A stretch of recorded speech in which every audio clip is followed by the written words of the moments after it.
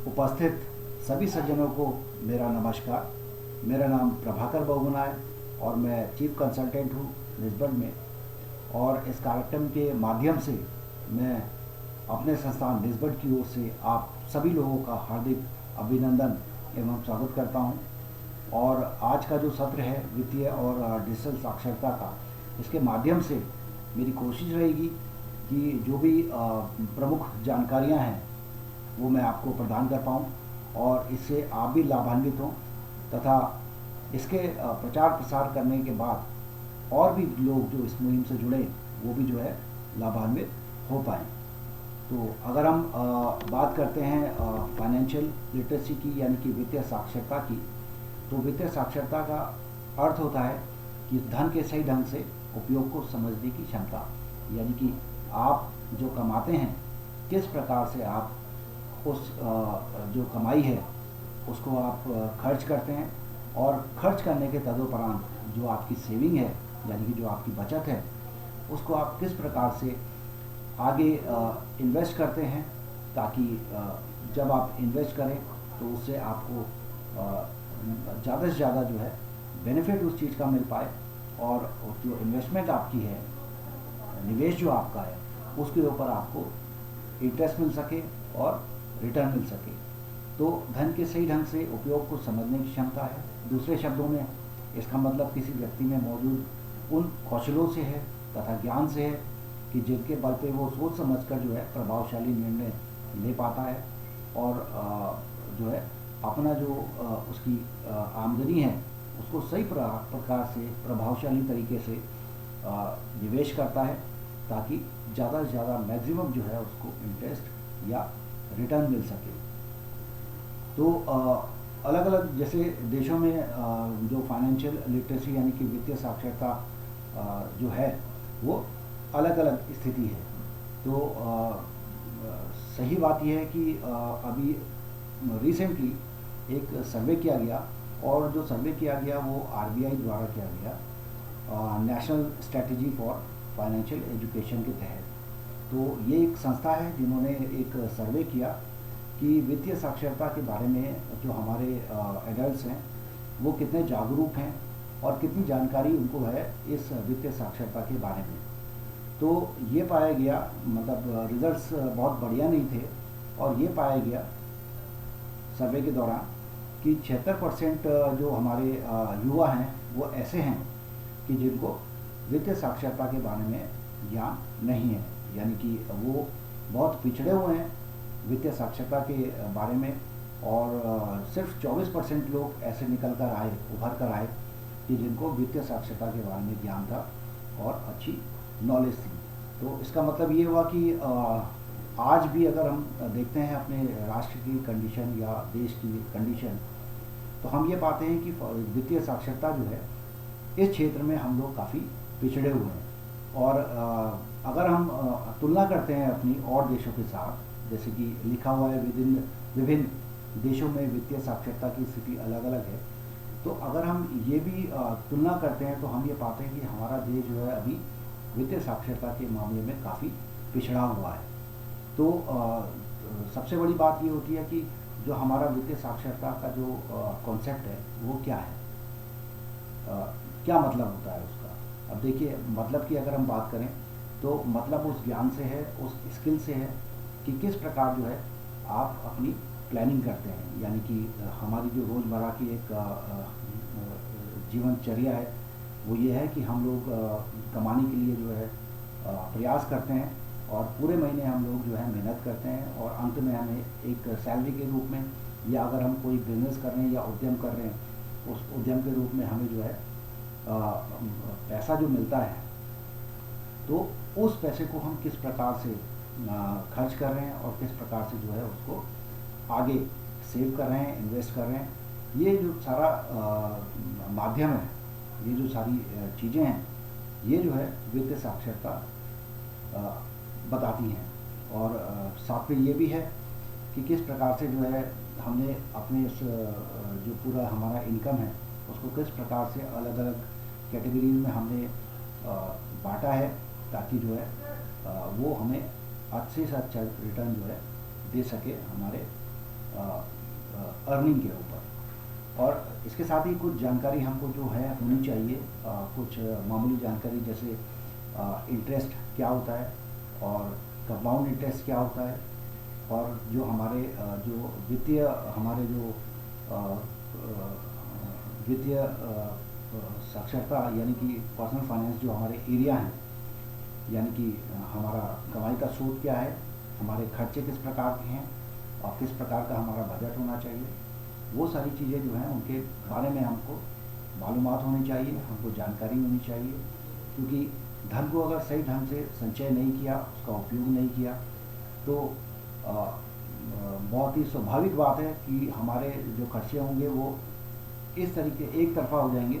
और हम लोग जो है जो हमारा प्लानिंग है कि हम सेव करें और उसके साथ साथ इन्वेस्ट करें, वो पूरा का पूरा जो है एक प्लानिंग वो फेल हो जाएगी। तो वित्तीय साक्षरता सिंपल शब्दों में सिर्फ यही बताती है कि आप अपने जो धन है उसको सही ढंग से उपयोग करें और बजट के अनुरूप, बजट के तहत जो है अपनी आगे की प्लानिंग करें।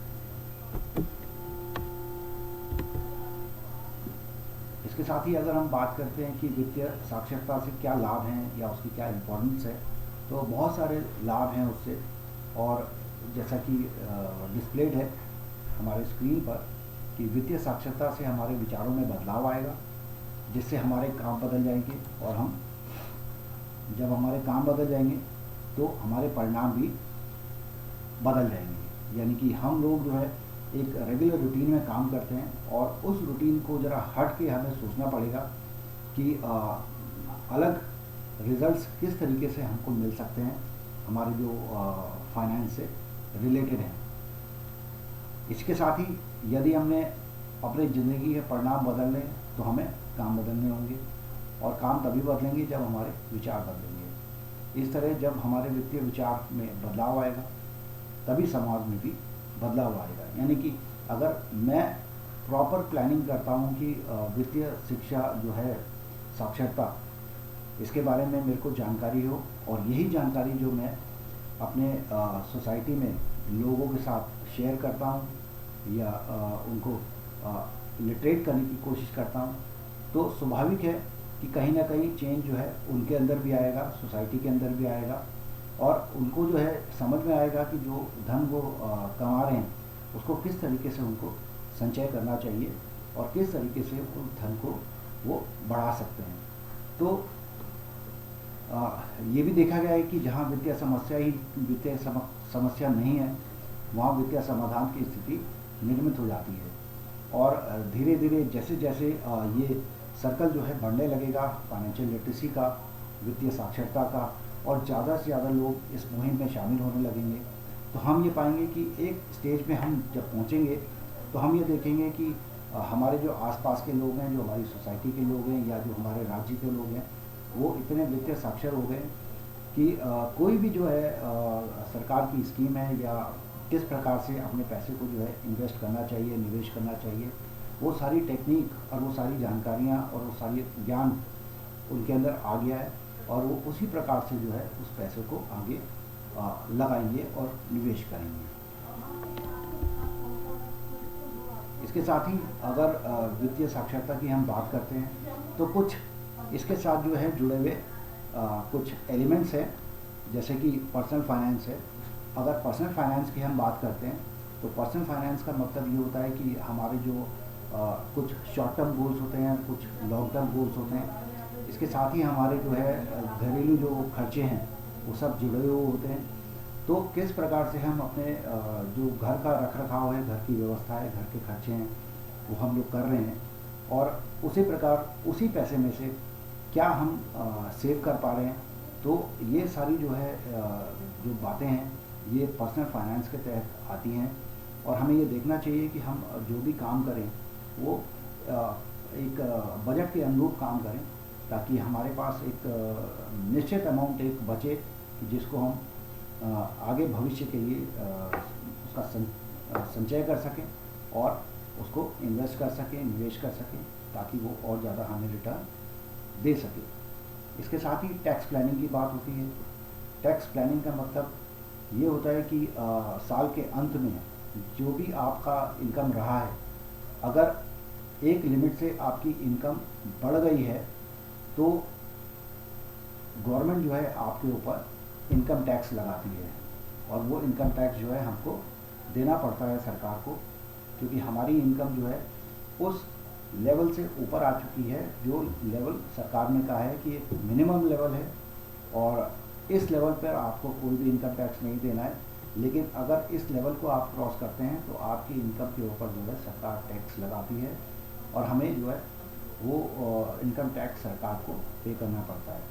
परंतु उसके साथ साथ एक शब्द और जुड़ा होता है, प्लानिंग, यानी कि टैक्स तो एक व्यवस्था हो गई जो सरकार द्वारा प्रदान की गई है। इसके साथ ही एक प्लानिंग की व्यवस्था भी सरकार द्वारा प्लान दी गई है, जिसके तहत आप अपना पैसा जो है वो अलग अलग सेक्शंस में, अलग अलग प्रावधान बने हुए हैं, अलग अलग सेक्शंस बने हुए हैं, और उन सेक्शंस के तहत आप अगर अपना पैसा जो है गवर्नमेंट सिक्योरिटीज़ में, बॉन्ड्स में, पोस्ट ऑफिस में, किसान विकास पत्र में, अपना पीपीएफ में, ईपीएफ में अगर आप इन्वेस्ट करते हैं इन सारी चीज़ों में, तो साल के अंत में क्या होता है कि इसके ऊपर सरकार आपको रिबेट देती है कि आपने जो है अपना पैसा इन योजनाओं में जो लगाया है, इन सेक्शंस में जो लगाया है, इसके तहत जो है आपको टैक्स में हम रिबेट देंगे, टैक्स में हम आपको छूट देंगे। और ये छूट जो है एक इंडिविजुअल के लिए, एक व्यक्ति के लिए जो है मैक्सिमम 1.5 लाख की ये छूट है, और 1.5 लाख तक उसने अगर ये पैसा इन्वेस्ट करा हुआ है इन क्षेत्रों में, तो उसको जो है टैक्स रिबेट मिलता है और टैक्स में छूट मिलती है। तो बहुत ज़रूरी है टैक्स प्लानिंग करना, कि आपके जो कमाई है, जो आपकी खून पसीने की कमाई है, वो व्यर्थ ना जाए। तो उसके साथ ही आपकी जो है टैक्स प्लानिंग भी बहुत ज़रूरी है। इसके साथ ही बजट की बात करते हैं हम लोग। तो बजट सीधा सीधी बजट का मतलब होता है कि प्लान बनाना या एस्टीमेट बनाना, कि किस प्रकार से आप जो भी आपकी इनकम है, किस प्रकार से आप प्लानिंग कर रहे हैं और एस्टीमेट बना रहे हैं कि पूरे महीने में जो है आप अपने उस पैसे को जो है खर्च करेंगे। तो ये एक बजट के तहत जो है ये चीज़ आती है, और ये देखा गया है कि जब हम बजट के अनुरूप काम करते हैं तो हमारा जो है पैसा बच जाता है। अदरवाइज़ अगर हम बजट से हट कर बात करते हैं या बजट जैसी चीज़ कोई बनाते ही नहीं है, तो हमारी जेब में जितना भी पैसा होता है उससे एक्स्ट्रा ही पैसा जो है हम मार्केट में खर्च करके आते हैं। और ये आप सभी को ज्ञान है इस चीज़ का, कि एक छोटी सी बात शेयर करता हूँ कि हम जब राशन लेने जाते हैं तो राशन लेने जाने से पहले हम लोग क्या करते हैं, एक पर्ची बनाते हैं और उस पर्ची में सारी चीज़ें लिखते हैं कि क्या क्या चीज़ें हमें जो है रिक्वायर्ड हैं, क्या क्या हमारी ज़रूरतें हैं, और कितना कितना हमने जो है ख़रीदना है। और वो पर्ची जो है हम लोग या तो हम राशन वाले को पकड़ा देते हैं, या अगर हम इजी डे में जा रहे हैं या सुविधा में जा रहे हैं तो वो पर्ची हमारे हाथ में होती है और हम वो सामान कलेक्ट करते रहते हैं, इकट्ठा करते रहते हैं जो उस पर्ची में लिखा हुआ है, और उसी पर्ची के अनुरूप जो है हम अपनी परचेजिंग करते हैं और पेमेंट करके वापस आ जाते हैं। तो ये एक ऐसी व्यवस्था है कि आप हर चीज़ में बजट के अनुरूप चल पाते हैं। और इसके विपरीत अगर हम वो पर्ची नहीं बनाते हैं और हम ऐसे ही चले जाते हैं किसी भी मॉल में या किसी भी इजी डे पे या सुविधा पे, जो भी ग्रॉसरी सेंटर है, और हम परचेज़ करना शुरू कर देते हैं, ख़रीदना शुरू करते हैं, तो हम ये पाते हैं कि बहुत सारी चीज़ें जब हम घर लेके आ जाते हैं तो हमें पता चलता है कि ये पहले से घर में हैं, और या फिर वो चीज़ें भी उन सारी चीज़ों में शामिल होती हैं जिनकी ज़रूरत हमको नहीं है अभी। तो क्या है ये व्यवस्था, कैसी होती है? ये बजट के विपरीत एक व्यवस्था है जहाँ पर आपने पैसा तो खर्च कर दिया है, लेकिन उस पैसे का जो है उपयोग आप नहीं सही तरीके से कर पाएंगे, क्योंकि वो आइदर आपके पास चीज़ पहले से पड़ी हुई है या फिर वो ऐसी चीज़ आ गई है कि जो आप 2 महीने या 3 महीने बाद उसका जो है उपभोग कर पाएंगे। तो बजट के तहत अगर हम रहते हैं तो हमको 100% श्योरिटी होती है कि हमारा पैसा जो है बिल्कुल सही जगह पे लगा हुआ है। तो इसके साथ ही फिर एक और एक एलिमेंट आता है जिसको हम इन्वेस्टमेंट पोर्टफोलियो कहते हैं, यानी कि एसेट में अपना इन्वेस्ट करना यानी निवेश करना। एसेट आपका स्टॉक हो सकता है, यानी कि आप स्टॉक मार्केट में अपना पैसा लगा सकते हैं, आप कोई बॉन्ड खरीद सकते हैं, आप प्रॉपर्टी खरीद सकते हैं, और इस प्रकार से जो है आप अपने जो आपका वेल्थ है, यानी कि जो आपकी प्रॉपर्टी है, उसको जो है आप बढ़ा सकते हैं। तो इन्वेस्टमेंट जो है पोर्टफोलियो होना बहुत ज़रूरी है, और इसकी जानकारी एक बहुत आवश्यक चीज़ है। और आज के समय में ये देखा जाता है कि धन कमाना तो आसान है, पर उसको खर्च करना बड़ा मुश्किल है, और खर्च करने में जिसने सावधानी बरती तो वही इंसान जो है आज की डेट में एक सक्सेसफुल इंसान है। तो इन्वेस्टमेंट इस तरीके से होती है कि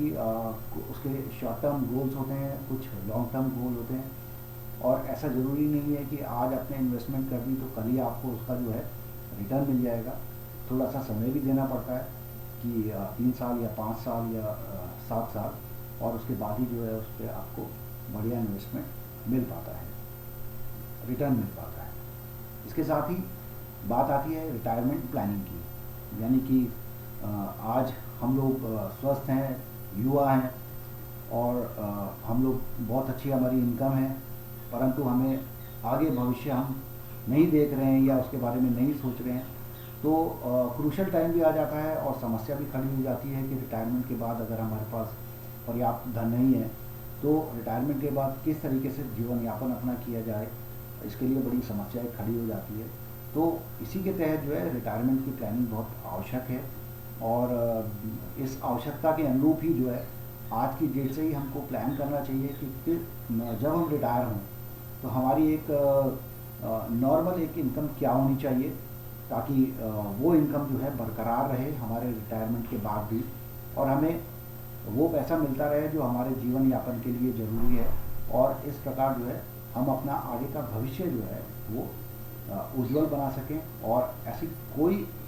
इंडिपेंडेंट रहें, यानी कि जो भी हमारे बच्चे हैं या आस पड़ोस या हमारे रिश्तेदार दोस्त हैं, उनके ऊपर हमारी डिपेंडेंसी बहुत कम हो। तो इसके तहत जो है रिटायरमेंट प्लानिंग की आवश्यकता पड़ती है। और आज की डेट में देखा जाए तो मार्केट में बहुत सारे ऐसे रिटायरमेंट प्लान्स हैं कि जिनको हम अपना सकते हैं, और अपना जो भविष्य है उसको बेहतर बना सकते हैं। तो वित्तीय साक्षरता से जुड़े हुए ये कुछ पॉइंट्स हैं कि जिनके बारे में जानकारी होना बहुत ज़रूरी है, और इनकी जानकारी के अभाव में जो है हम कहीं ना कहीं अपने आप को जो है गलत जगह अपना पैसा लगा देते हैं, और बाद में फिर पछतावा भी होता है उस चीज़ का कि सही जगह अगर ये पैसा हमने लगाया होता तो आज रिजल्ट्स कुछ और होते। इसके साथ ही कुछ उद्देश्य हैं फाइनेंशियल लिटरेसी के, जैसे वित्तीय शिक्षा के माध्यम से जनसंख्या के विभिन्न जो वर्ग हैं उसके बीच वित्तीय साक्षरता की अवधारणा को एक महत्वपूर्ण जीवन कौशल का हिस्सा मानना। यानी कि आपको तो ज्ञान हो गया है फाइनेंशियल लिटरेसी का, और ये आपका भी एक मॉरल ड्यूटी बनती है कि अपनी सोसाइटी में भी आप ये प्रचार प्रसार करें कि किस प्रकार से जो है वित्तीय साक्षरता काम करती है, और इसका जो है जानकारी होनी बहुत ज़रूरी है। और जब ये हो जाएगा तो धीरे धीरे हमारे आसपास की कंडीशन भी जो है बदलने लग जाएगी, और बेहतर हमारा जो स्टैंडर्ड ऑफ लिविंग है वो बेहतर होता चला जाएगा। इसके साथ ही सक्रिय बचत व्यवहार को प्रोत्साहित करना, यानी कि आपने देखा होगा कि हम लोग कई बार क्या करते हैं कि एक जैसे घर में मिट्टी की गुल्लक होती है या पिगी बैंक होता है, वो हम रख लेते हैं। वो रखते इसलिए हैं कि जो हमारे बच्चे हैं जो भी सिक्का मिले वो उसमें डाल दिया जाए। तो ये एक बहुत अच्छी व्यवस्था है, और ये आप देखेंगे कि अगर आप इस तरीके से भी काम कर रहे हैं तो ये एक सक्रिय बचत का एक उदाहरण है कि जो भी आपकी जेब में सिक्का पड़ा हुआ है या कॉइन है वो आपने जो है उस गुल्लक में डाल दिया। इस माध्यम से एक तो आपकी भी जो है एक आदत बनी रहेगी कि हाँ इस पैसे को जो मैं इधर उधर ना वेस्ट करूं, और साथ में जो हमारे बच्चे हैं उनको भी एक आदत बन जाती है कि ठीक है ये सिक्का मुझे दीजिए और मैं जो है इसको गुल्लक में डालता हूँ। तो उनके अंदर भी बचपन से एक अवधारणा आ जाएगी कि हाँ हमको जो है पैसे का उपयोग बहुत अच्छी तरीके से करना चाहिए और इस पैसे को ऐसे हम वेस्ट ना करें कि जो आगे जाके जो है नुकसान दे। तो सक्रिय बचत व्यवहार से इसको प्रोत्साहित करना, ये जो है फाइनेंशियल लिटरेसी का एक अंग है। इसके साथ ही वित्तीय लक्ष्यों एवं उद्देश्यों को पूरा करने के लिए वित्तीय बाजारों में भागीदारी को प्रोत्साहित करना, यानी कि जो भी हमारे फाइनेंशियल गोल्स हैं और उन गोल्स के लिए जो भी फाइनेंशियल मार्केट में हम पार्टिसिपेट कर सकते हैं और जो भी प्रोडक्ट्स हैं फाइनेंशियल मार्केट में उसको हम परचेज कर सकते हैं या उनमें हम इन्वेस्ट कर सकते हैं और जो भी रिटर्न मिलेगा उसके इन्वेस्टमेंट के ऊपर इस प्रकार से हम उसका एक हिस्सा बन सकते हैं। इसके साथ ही साख अनुशासन विकसित करना और आवश्यकता अनुसार औपचारिक वित्तीय संस्थानों से क्रेडिट प्राप्त करने के लिए प्रोत्साहित करना, यानी कि जो भी फाइनेंशियल इंस्टीट्यूशंस हैं या बैंक्स हैं उनसे रिलेटेड अगर आवश्यकता है किसी प्रकार के ऋण की या क्रेडिट की, तो किस प्रकार से वो क्रेडिट फैसिलिटी जो है अवेल कर सकें और जो भी हमारा गोल है, ऑब्जेक्टिव है, उसको हम पूरा कर सकें। तो ये जो है प्रमुख ऑब्जेक्टिव्स हैं ये फाइनेंशियल लिटरेसी के, और इसके तहत जो है हम अपने गोल्स को पूरा कर पाते हैं। इसके साथ ही सुरक्षित तरीके से डिजिटल वित्तीय सेवाओं के उपयोग में सुधार करना, यानी कि आज की डेट में आप देखते हैं तो आज की डेट में सब कुछ डिजिटल हो गया है। कंप्यूटर से रिलेटेड बात कर लें या लैपटॉप से रिलेटेड बात कर लें या आपके हाथ में जो मोबाइल फ़ोन्स है, स्मार्टफोन्स हैं, उनकी बात कर लें कि ज़्यादा से ज़्यादा जो ट्रांजैक्शंस है या ज़्यादा से ज़्यादा जो काम है वो हम लोग जो है अपने इन डिजिटल प्रोसेस से कर रहे हैं। इसके साथ ही प्रासंगिक एवं उपयुक्त बीमा कवर के माध्यम से विभिन्न चरणों में जोखिम का प्रबंधन करना, यानी कि एक मॉरल ड्यूटी हमारी ये भी हो जाती है कि आज के समय में सब कुछ सही है, सब कुछ बढ़िया है, हम स्वस्थ हैं, काम कर रहे हैं, दौड़ रहे हैं, भाग रहे हैं, परंतु जोखिम हर जगह हमारे साथ चल रहा है, यानी कि हम हमेशा जोखिम से घिरे हुए हैं। तो एक ऐसा प्रबंधन करना, एक ऐसा मैनेजमेंट करना कि अपनी लाइफ को जो है सिक्योर करना, उसके लिए एक बीमा कवर बहुत ज़रूरी है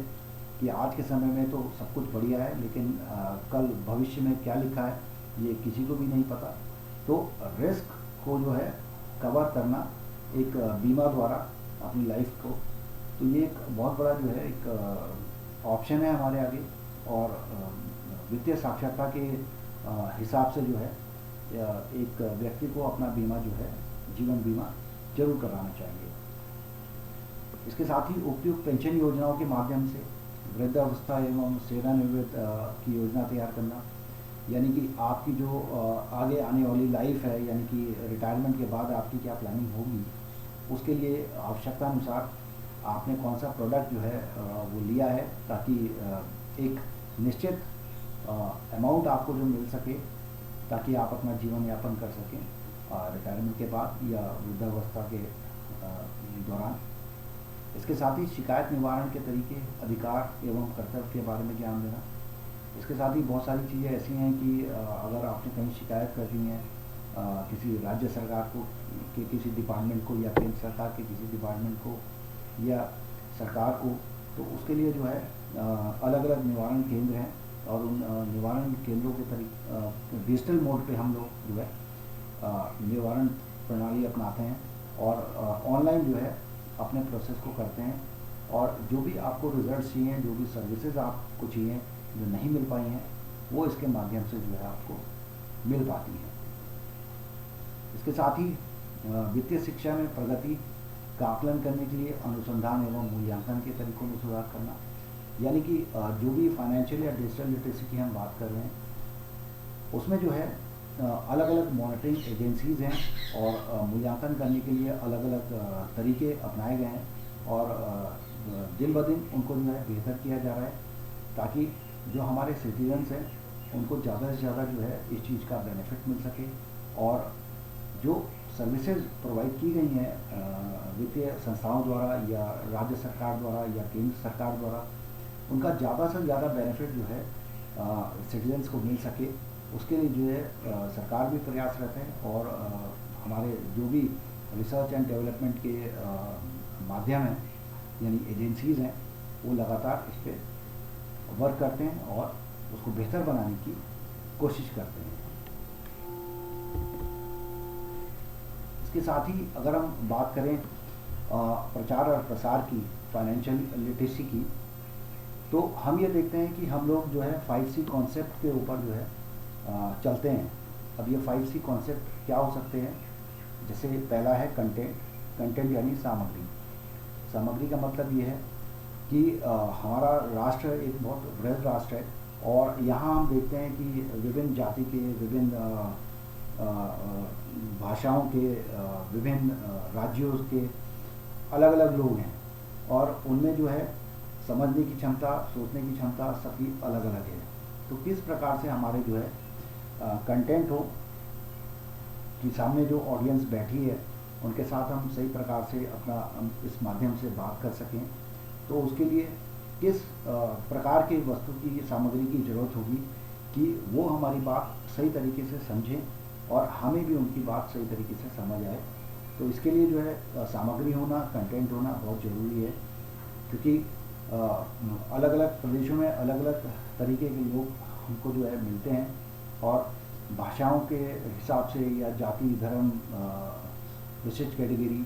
ये सारी चीज़ें फिर आ जाती हैं। तो किस प्रकार से हमें उनके साथ संवाद स्थापित करना है,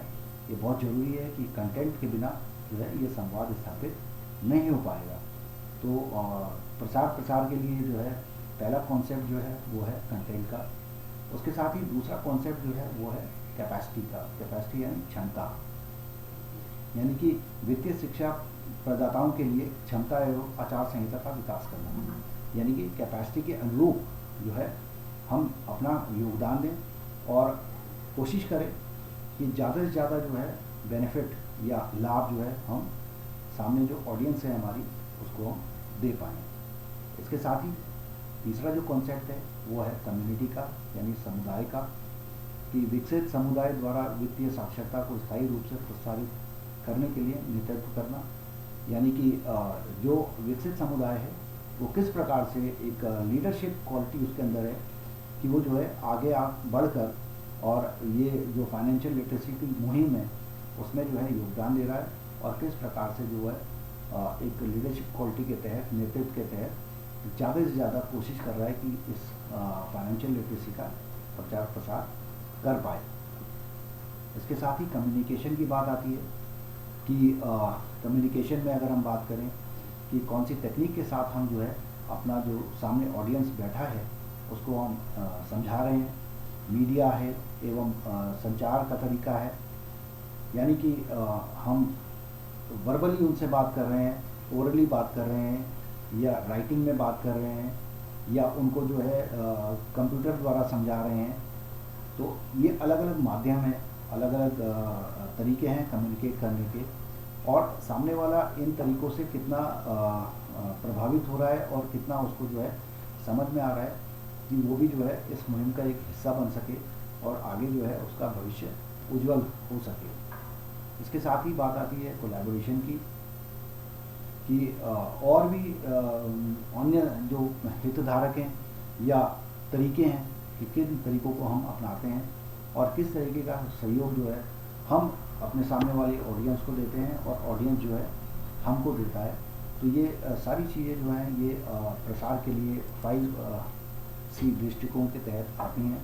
और इसके अलावा भी प्रसार प्रचार के लिए और भी विभिन्न तरीके हैं जिनको हम लोग अपनाते हैं फाइनेंशियल लिटरेसी के तहत। जैसे आप पुस्तक के माध्यम से, पत्रिकाओं के माध्यम से, ब्रोशर के माध्यम से,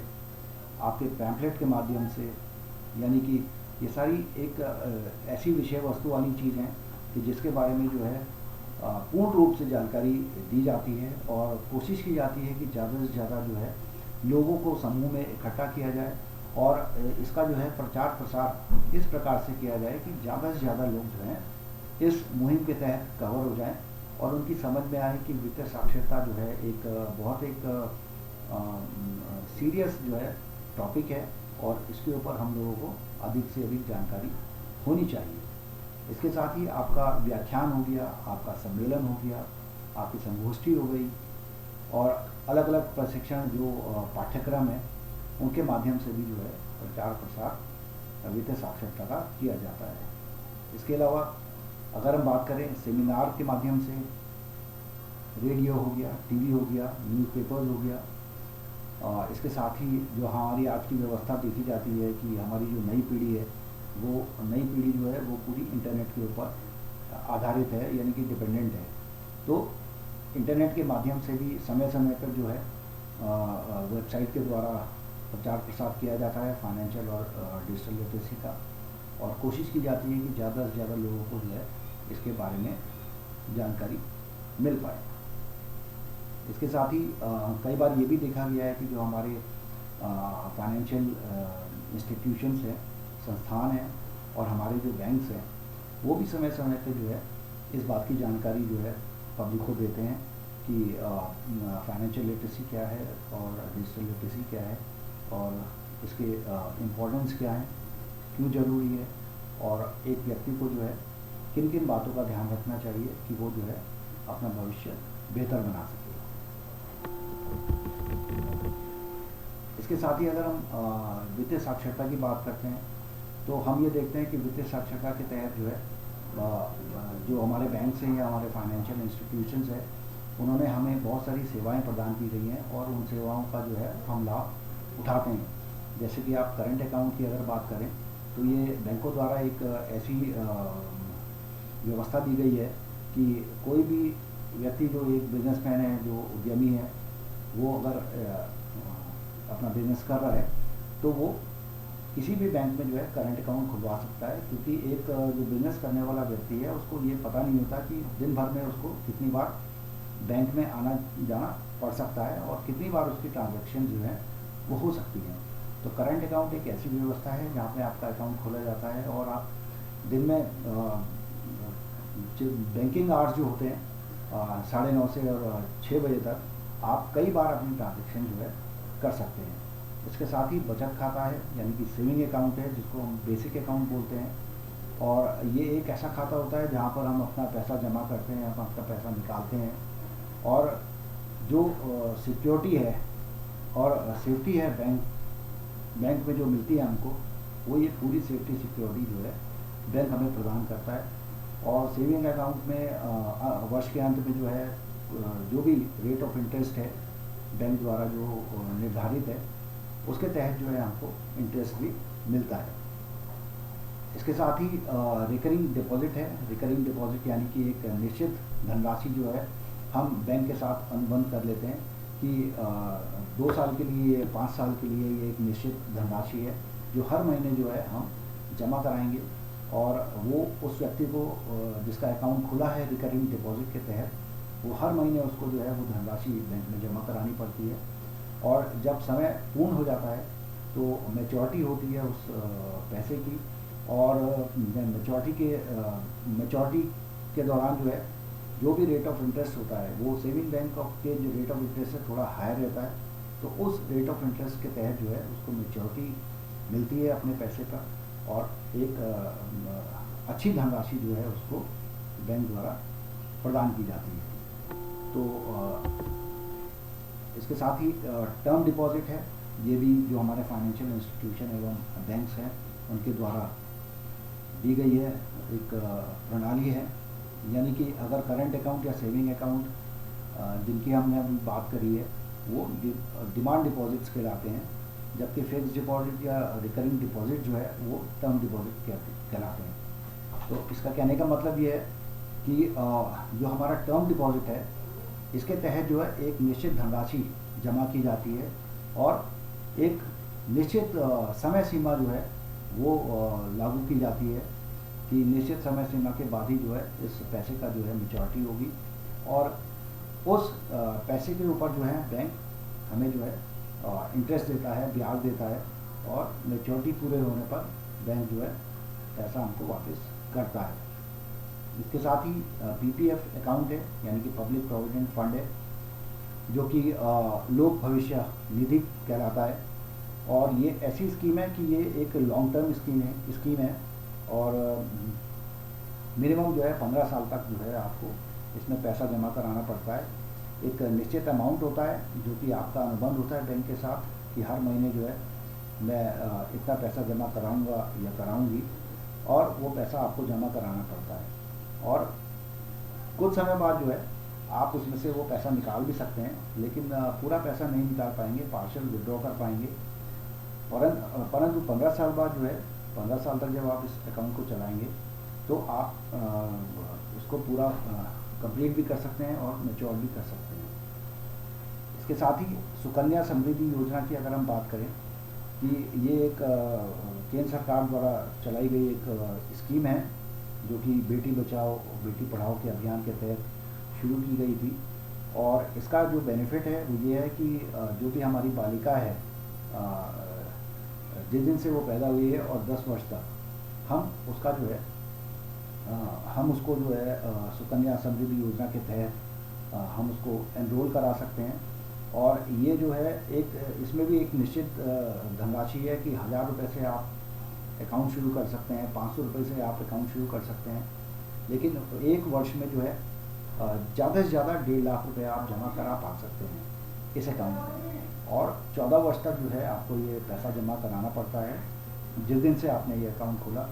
और इसकी जो मेचोरिटी होती है वो 21वें वर्ष में होती है, यानी कि 22वें वर्ष में आपको पैसा सरकार द्वारा प्रदान किया जाता है। लेकिन इसमें व्यवस्था ये है कि अगर स्कूल की पढ़ाई के लिए, कॉलेज की पढ़ाई के लिए या शादी के लिए आपको पैसा चाहिए तो आप कुछ पार्ट जो है यानी कि पार्शियल विड्रॉल आप कर सकते हैं इसमें। तो एक बहुत अच्छी योजना है बेटियों के लिए। इसके साथ ही कुछ और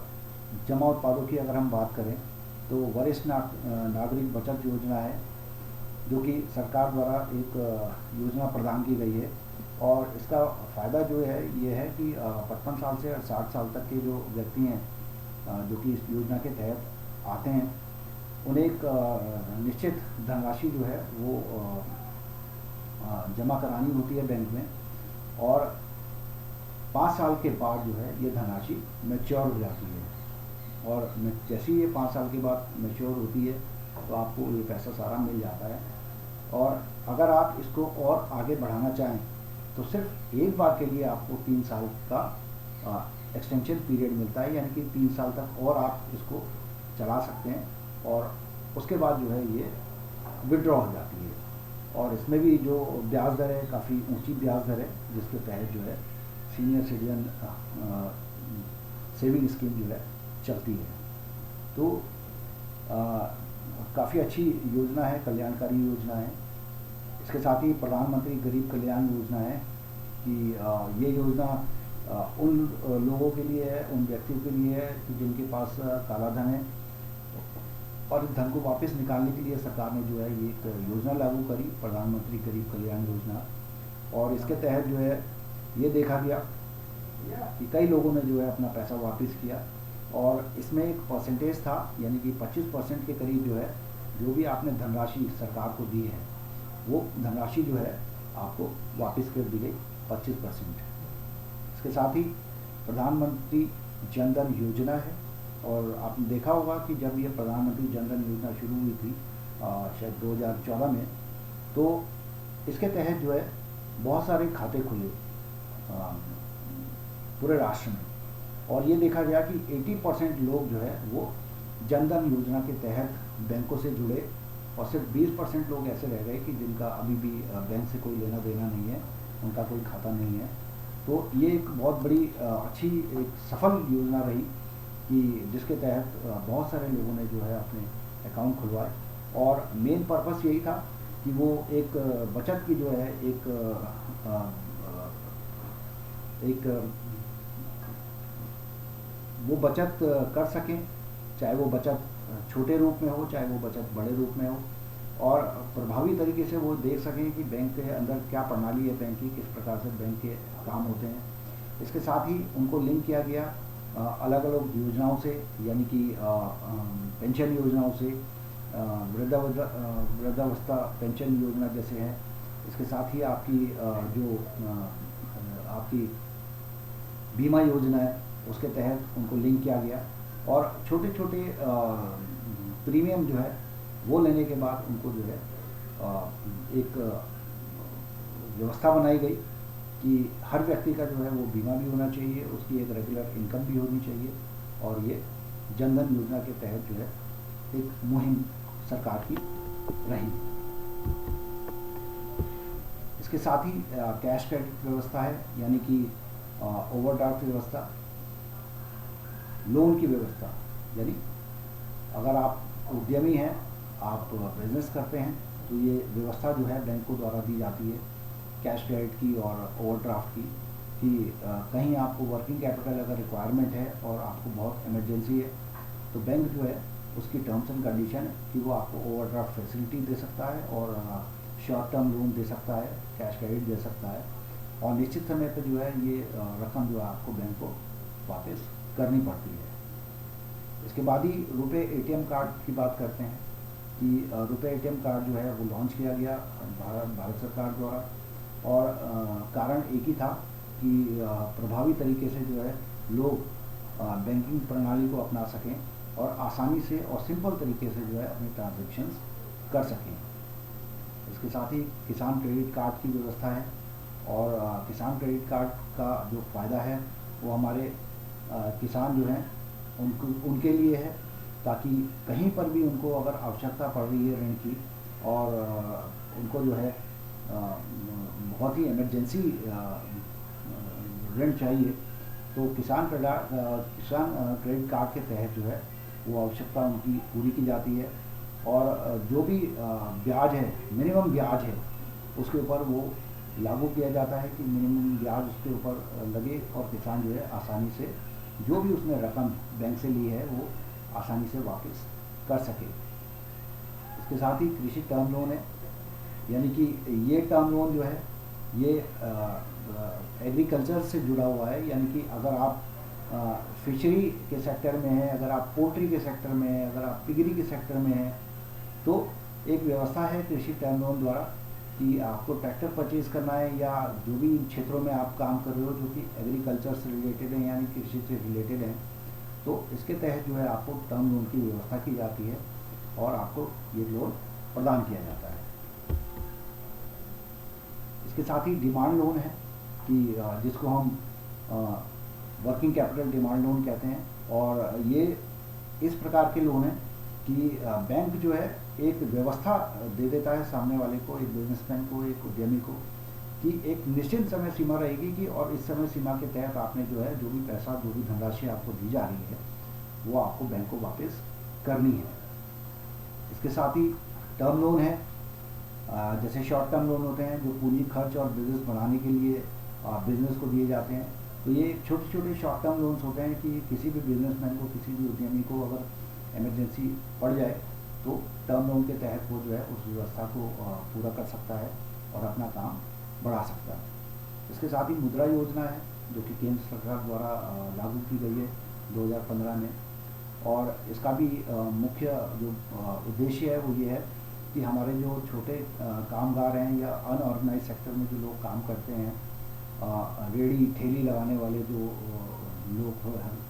जो हमारे मजदूर हैं या जो छोटे शॉपकीपर्स हैं, छोटे दुकानदार हैं, उनको रेगुलर जो है पैसे की ज़रूरत पड़ती है अपना सामान व्यवस्था बनाए रखने के लिए। तो मुद्रा योजना जो है लागू की गई और इसमें 3 कैटेगरीज में जो है लोन प्रदान किया जाता है। पहली कैटेगरी है शिशु में 1 रुपये से लेकर 50,000 तक अगर आपको लोन की व्यवस्था चाहिए तो वो जो है वो शिशु कैटेगरी में जो है आती है, और लोन जो है प्रदान किया जाता है। इसके साथ ही जो है जो हमारा सेकंड कैटेगरी है, सेकंड कैटेगरी जो आती है हमारी, वो हमारी जो है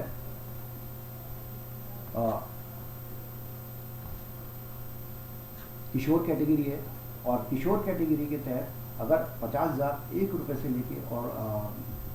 5 लाख तक का आपको लोन चाहिए तो इस व्यवस्था को जो है किशोर कैटेगरी के तहत रखा गया है। इसी के साथ ही तीसरी जो कैटेगरी है वो तरुण कैटेगरी है, यानी कि अगर आपने 5,01,000 से लेकर 10 लाख तक का लोन लेना है तो आप तरुण कैटेगरी के तहत अपना नॉमिनेशन भर सकते हैं और जो भी लोन की व्यवस्था है वो आपको लोन प्रदान किया जाएगा। इसके साथ ही बीमा एवं पेंशन योजनाएं हैं, जैसे प्रधानमंत्री सुरक्षा बीमा योजना, प्रधानमंत्री जीवन ज्योति बीमा योजना, इसके साथ ही अटल पेंशन योजना, राष्ट्रीय पेंशन प्रणाली NPS। तो ये अलग अलग बीमा एवं पेंशन योजनाएं हैं और इनका मुख्य उद्देश्य यही है कि बहुत ही कम प्रीमियम में जो है ये आपको जो है एनरोल करती हैं, आपको जो है एलिजिबल बना देती हैं कि आप इन बीमा योजनाओं के तहत और इन पेंशन योजनाओं के तहत जो है जुड़ जाएं और आप अपने आप को भी जो है सुरक्षित करें, भविष्य सुरक्षित करें, अपने आप को सुरक्षित करें और जो है बेहतर जो है अपनी जीवनचर्या बना सकें। तो प्रधानमंत्री सुरक्षा बीमा योजना आम आदमी को बेहद कम प्रीमियम में बीमा और दुर्घटना कराने की ये सुविधा दी गई है और इसमें जो है आपको 2 लाख रुपए का दुर्घटना बीमा, जिसे कि आप एक्सीडेंटल डेथ और डिसेबिलिटी भी कह सकते हैं, मिलता है और 12 रुपये प्रति वर्ष के हिसाब से जो है इसका जो है प्रीमियम भुगतान करना पड़ता है। इसके साथ ही अगर हम बात करें प्रधानमंत्री जीवन ज्योति बीमा योजना की, तो ये पॉलिसी जो है ये 55 साल की उम्र तक के लिए है और प्रधानमंत्री जीवन ज्योति बीमा योजना भारत सरकार की एक बहुत ही सुखद एवं अच्छी पहल है और ये जो भी हमारे गरीब हैं एवं वंचित वर्ग हैं उनको जो है बीमा आसानी से जो है मिल पाता है और अपने भविष्य को वो सुरक्षित भी बना पाते हैं। इसके साथ ही अटल पेंशन योजना है, यानी कि ऐसी व्यवस्था है कि आप अपने भविष्य को, यानी कि जब आप रिटायर हो जाएँ उसको बेहतर बना सकें, ये योजना लागू की गई है और काफ़ी लोग जो है इसका भागीदारी भी इसमें कर रहे हैं। इसके साथ ही NPS की अगर हम बात करें तो ये निवेश योजना है जिसे भारत सरकार द्वारा भारतीय नागरिकों को वृद्धावस्था सुरक्षा प्रदान करने के लिए शुरू किया गया था और इस योजना का विनिमय पेंशन निधि विभाग और विकास प्राधिकरण यानी PFRDA द्वारा किया जाता है। यानी कि NPS एक प्रणाली है और उद्देश्य यही है कि अपना जो भविष्य है, यानी कि रिटायरमेंट के बाद बेहतर भविष्य हो सके, उसके लिए जो है ये योजना सरकार द्वारा प्रदान की गई है। इसके साथ ही अगर हम बात करें डिजिटल लिटरेसी की, तो हम ये देखते हैं कि किसी भी ज्ञान को, किसी भी जैसे हम लिखते हैं या हम पढ़ते हैं और उसके साथ ही जो है हम फीडबैक दे पाते हैं। यानी कि अगर किसी ने हमसे प्रश्न किया कि आपका नाम क्या है, तो हमारा एक उत्तर होता है कि मेरा नाम ये है। इसी प्रकार से अगर किसी ने आपको एक कागज़ पर लिख के दिया और ये पूछा आपसे कि आपका नाम क्या है, तो आप उसी भाषा में उसको जो है अपना जवाब देंगे और लिख के जवाब देंगे कि मेरा नाम ये है।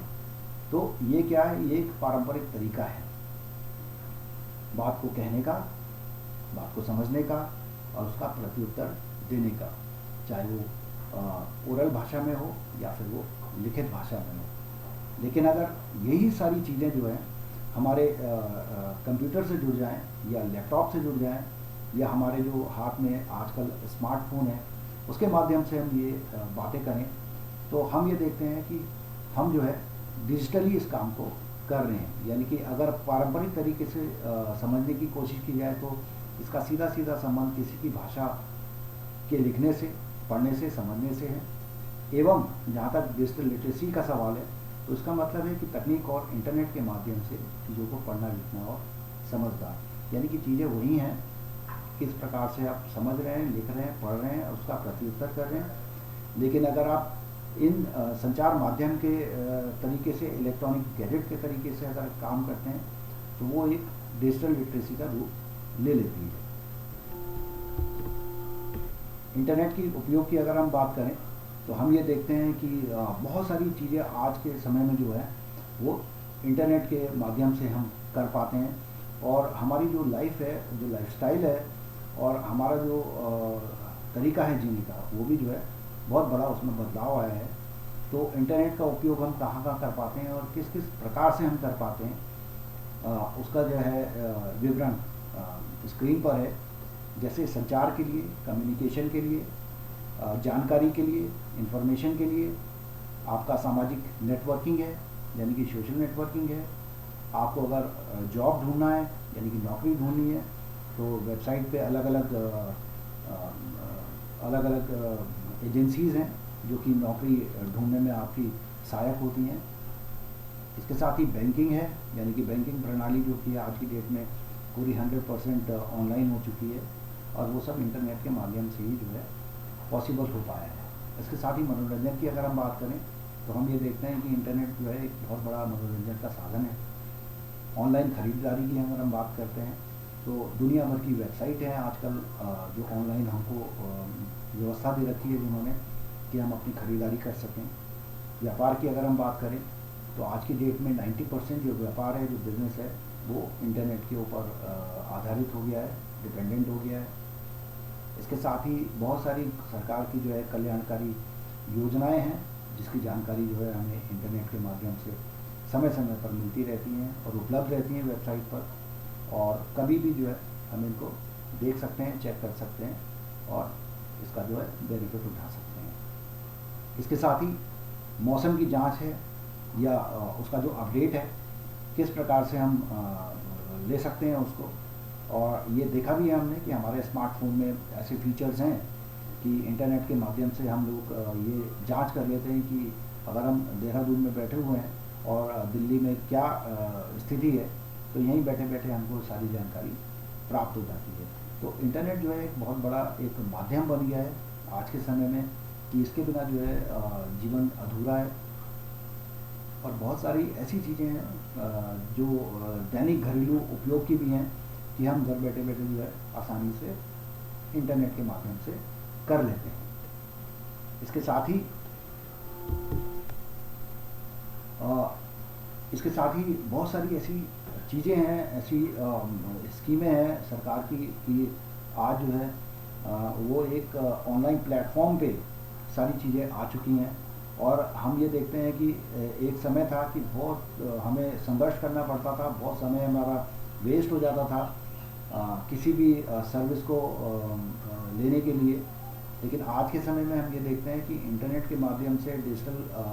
मोड के माध्यम से हम लोग घर बैठे बैठे या हम लोग ऑफिस में बैठे बैठे बहुत सारी चीज़ों को आसानी से कर लेते हैं। और ये सारी